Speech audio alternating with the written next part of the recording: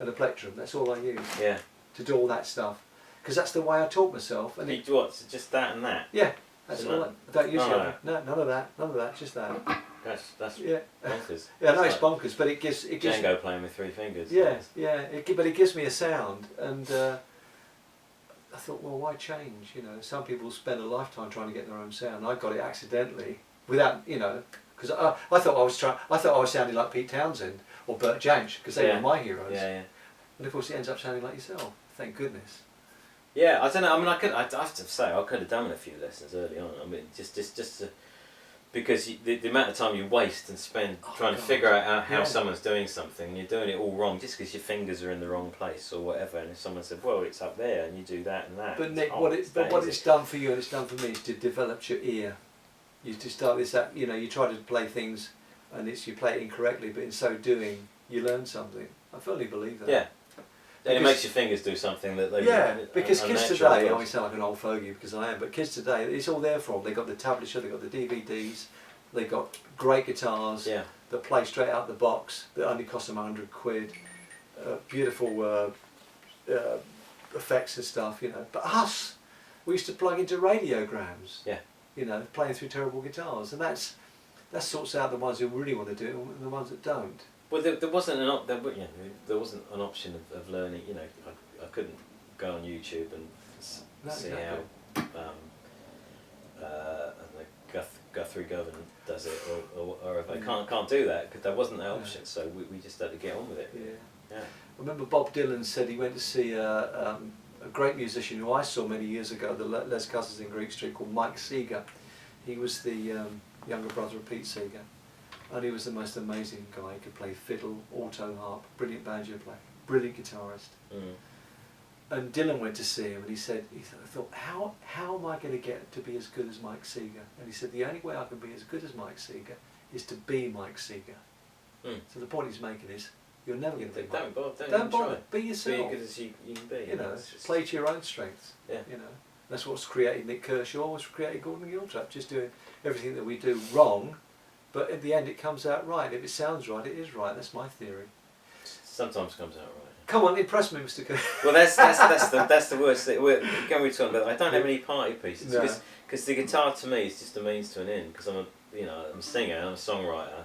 It's a tool, isn't it? It's a creative tool. Yeah. I mean, I did play, I did play guitar in a fusion band, but I've forgotten most of that.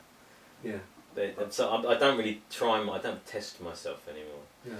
And I'm not great at sort of.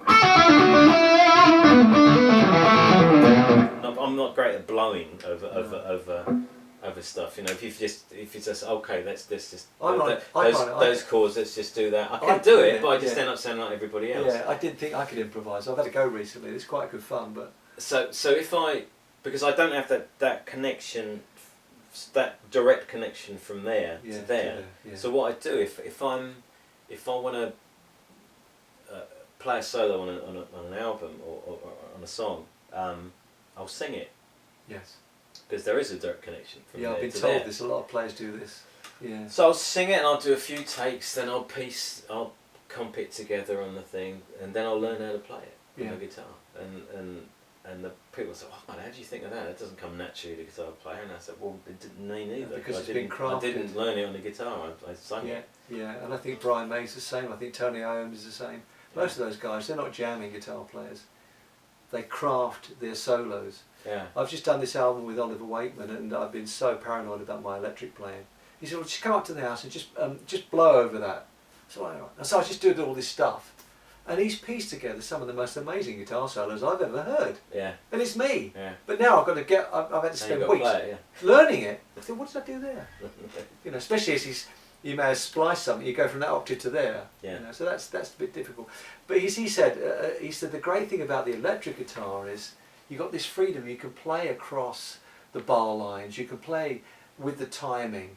Let's go back to early Eric Clapton. It was his phrasing and his timing that made it so special. Well, the gift. Well, it's that freedom. Sustain gives you that. Thing, yes. Because you don't have to play 100 notes. You know, you could just.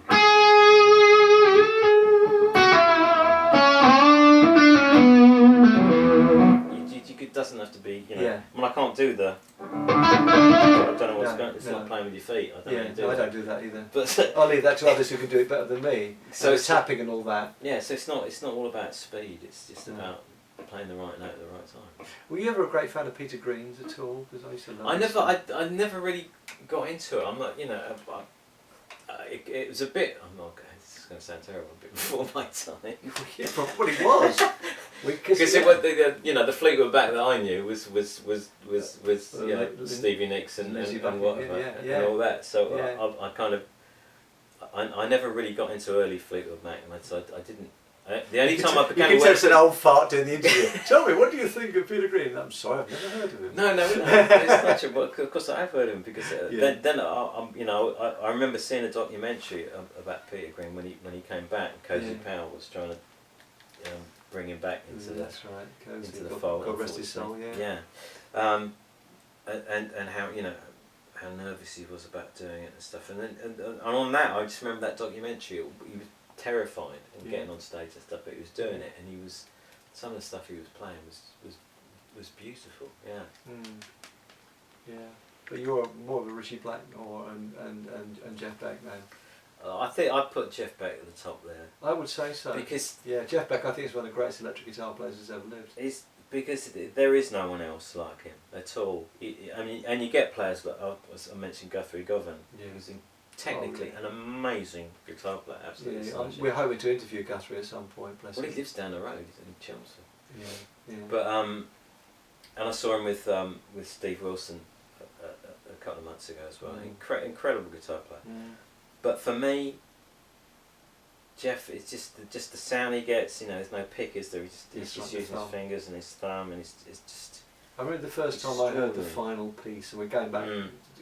That track just the hair started to stand up on the back of your neck. You're thinking, this is great. And no one uses a whammy bar like that because the control, the accuracy. When he hits the harmonic, so she makes it. I know. And I remember I saw him at Hammersmith because I went with Simon Phillips. We were talking about because Simon used to be his drummer. That's so we went to see Jeff playing. That's with Terry Bozio.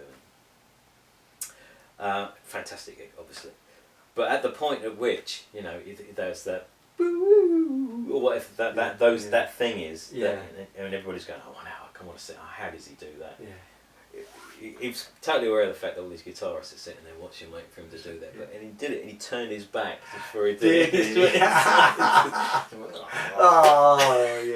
Because there is nothing to see. Because I've seen him do it, and it's just he's doing it all with that. Yes, exactly. There is no trick. You think, well, there's a trick.